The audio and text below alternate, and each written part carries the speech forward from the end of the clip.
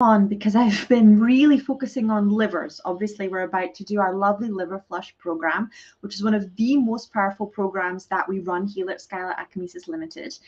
And I want to really go deep with you guys about the facts, right? It's so important when you talk about creating a healthy body as a woman, why we need to target the liver and why it's at the root of so many different health conditions and health problems, and why so many times the effects are scattered all over the body, right? You may have inflammation, you may have bloating, you may have problems with your gut bacteria, you may have an autoimmune problem, you may have vision problems, and it all comes back to the liver. And I'm going to explain from a scientific perspective why that happens, right? So the first thing I want you to think about when you think about your liver is that your liver is a filter, right? And in the same way that the filter cleans all the water inside the fish tank, and that means without a filter, those fish would die, right? So if you think those little fish are like cells inside your body, and if your filter works less and less and less, cleans the water less and less and less as time goes on, that's what's happening with your blood, right? Your level of toxicity inside your liver becomes higher and higher the more toxic substances that you eat, ingest, or are exposed to. And as time goes on, that's more and more and more and more, particularly if you're drinking, have exposure to, psychedelics, other toxic substances, or even just pain meds and medical type drugs, not to mention E-numbers, GMOs, and the natural toxins that we find in our environment. And then if you're a woman, on top of that, beauty products that are absorbed through your skin. So there's a lot coming into your liver to deal with and separate and process and take out. And as time goes on, what happens is that a liver that used to clean the blood, let's say you're in a car, right? And you're driving down the motorway at 120 miles an hour. That's how fast your liver is processing your blood. And as time goes on, your liver becomes more and more toxic. What happens is that you are then able to process blood slower and slower and slower, clean it slower and slower and slower, and also clean it less effectively. Okay, clean it less effectively, which means that more toxins and more hormones are recycled into your bloodstream, right? What does that mean for you? That means that your body heals slower. There's less oxygen getting to the cells that need to get the oxygen. There's less nutrition getting to the cells that need to get nutrition. And your whole endocrine system is then struggling because your endocrine system sends out signals into your cells and into your bloodstream going, do you have enough estrogen? Do you have enough progesterone? Do you have enough adrenaline, cortisol, FS1? And do you have all of these? Do you have enough testosterone, right? And if you are cycling old testosterone, old cortisol, old adrenaline, your blood reads that it has enough of these hormones, even though it's not active hormone, which basically means that that hormone has no effect inside your body whatsoever. It's past its shelf life. Hormones are kind of like yogurts, right? I know this sounds really weird, but it's true. They have a very short shelf life. They only survive normally around 24 hours, sometimes even less than that inside your system before they become inactive. They're in your system, but they're not useful to your body anymore. But what it means is that your endocrine system is getting the message that you have enough estrogen, you have enough progesterone, you have enough testosterone when you do not, because your liver is having to choose to get rid of the toxins instead of get rid of the old hormones. Okay, and that leads to toxic hormones, things like estrogen and cortisol and adrenaline, being recycled over and over and over again. And that is a big, big problem for the body. Now, the other thing that the liver does is it takes the toxins that are too dangerous to be released through the kidneys and out through your urinary system, or to be released back into the bloodstream, and it packs these little stones neatly into like these green bile stones, right? Which is what you see when which is what comes out of someone's liver and fills up their gallbladder when they have a gallstone attack or a gallbladder attack, right? So the liver is actually trying to protect you. It packs up things like viruses, antibiotics, any drug or toxic substance that you're exposed to, including cleaning agents and things like that, that are dangerous in your bloodstream, that could cause sepsis or that could damage your kidneys. And it neatly wraps them up in all this bile and all this fat, and it pops them into your liver, and it just keeps it to protect your blood, to protect your endocrine system, to protect your kidneys, and it stores them. And your liver can have over 100,000 of these stones before you get diagnosed with fatty liver disease. right? But that's what these stones are. They're stones of fat, and they're actually really, really hard and stone-like, and they're ridiculously difficult to remove surgically, which is why it's not attempted. They're just left. When you do a liver flush, what you do is you start to soften the stones. All the drinking of apple juice or malic acid or apple cider vinegar for those 6 days before you do a liver flush is you taking those really hard stones and you basically letting them soak in the chemical that's going to make them nice and soft and mushy and turn them into Play-Doh. And that's why when they come out of your liver, they're going to be nice and soft and they're not going to hurt you. And it's not going to be nothing like a gallstone attack, right? You give your liver a chance to soften those stones. And then when you actually do the flush by drinking the grapefruit juice and the olive oil, those soft stones then get moved from your liver out into your digestive tract, and then you basically excrete them and poop them out the next day, right? So you're getting rid of hundreds of stones that are blocking the capillaries in your liver from really quickly being able to filter and clean your blood. And that really, really, really helps boost everything from your immune system to your endocrine system, because suddenly your liver is able to get rid of more toxic hormones. It's able to get rid of more toxins in your body. It really is, in my opinion, not just the elixir of youth, but the elixir of health, because it's not dependent on anything. Your liver is so powerfully independent and strong. It's not like a drug that you're dependent on. Once you clean your liver, it just wants to do its job. It's like pushing to try and do its job. And it does its job so effectively, right? So effectively that it has over 600 functions inside your body. But I'm going to break this down nice and slowly, okay? Just so you can see from a scientific perspective how this affects our hormones and how this affects our health, and see if you think this is something that's affecting you, right? And it'll motivate you to do something about it. So when it comes to a healthy body, there's so much we now understand, right, that contributes to the creation and the maintenance of healthy cells and healthy organs and healthy blood. Empowering women to take charge of this incredibly important aspect of their health is vital to the future of all women, and education needs to start at a young age. I'm not an advocate for reversal of illness. I'm an advocate of prevention. I really believe that an ounce of prevention is worth a pound of the cure. Okay, part of the challenge is deciphering fact from fiction and fad. So let's explore what we know creates a healthy body. And this is where I'm going into hormones, stress, and the liver. Okay, so although estrogen does some wonderful things for our health, too much of it can cause too much of it, in particular types of oestrogen, are linked to breast cancer and other diseases. What's important to explore when it comes to our hormones is why is oestrogen so much of a problem now as opposed to a time in the not so distant past. Part of the explanation lies in the production of stress hormones, and part of the explanation lies with the excretion of oestrogen following liver detoxification of this substance. When we are stressed, we make either or both of two dominant stress hormones, mainly adrenaline and cortisol. As a result, levels of other sex hormones called progesterone, which are shown to be protective against cancers, fall through the floor as the body links progesterone to fertility. So if you are stressed financially, mentally, emotionally, relationship-wise, your body believes that your life is in danger, right? And there is no more food left in the world.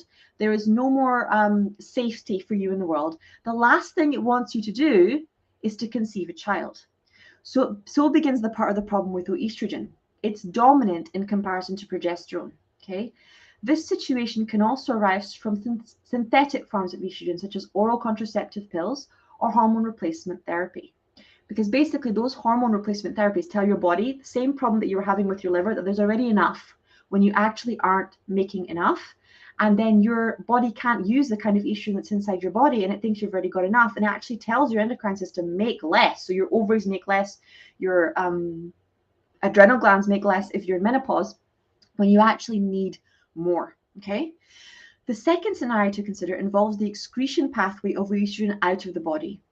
Once a molecule of estrogen or progesterone has done its job for a specific time, it's transported to the liver, right, where it has to be transformed so that it can be excreted. There are two phases to this detoxification process. Now, I just want you to slow down here and listen to how metaphysical the liver's job is. Its job is literally to take old toxic hormones, right? That's one of its many, many jobs, but that's its job, and to transform it so that you can release it. And that's our job as spiritual teachers and healers. We take these old memories, these old wounds, and we transform them so the client can relate to them a different way so that we can release them. Okay? There are two phases in this detoxification process. Over the years, the workload of the liver in its second stage of the cleaning process gets clogged, like traffic on a motorway. When substances flew through the liver at, metaphorically speaking, 100 kilometers per hour, now they might crawl down to like 10 miles per hour. Okay? When this process becomes terribly overloaded from years of too much alcohol, caffeine, refined sugars, trans fats, byproducts, artificial hormones, contraceptives, right? Or bowel congestion, a tendency towards constipation, the estrogen and the progesterone will undergo its first stage of change, but there's no room in the phase 2 highway. So the estrogen is released back by the liver into the bloodstream. Your body is then faced with new estrogen. It continues to make from your ovaries if you're still menstruating and your fat cells, as well as recycling form. It is this recycled form of estrogen that has been found to be up to 400 times higher in women with estrogen sensitive breast cancer. Looking after your liver is one of the best steps that you can take to ensure that your breast tissue remains healthy, okay? And to ensure that your ovaries remain healthy and that your body remains healthy. It is insane. It is insane the amount of inflammation that's caused by recycled estrogen in the body. It's insane how much it clogs up the endocrine system, as well as clogging up the whole of the detoxification pathways of the body. Sadly, right, so many women regularly overconsume alcohol and dairy products. And it's this regular overconsumption that's been undeniably linked to the development of systemic breast tissue cancer and systemic ovarian cancer. Women need to really think about how much they are drinking and how much dairy they are eating. Heart organizations around the world suggest that the standard 2 drinks per day is acceptable. I genuinely believe that to be a joke, but I'm not going to go there.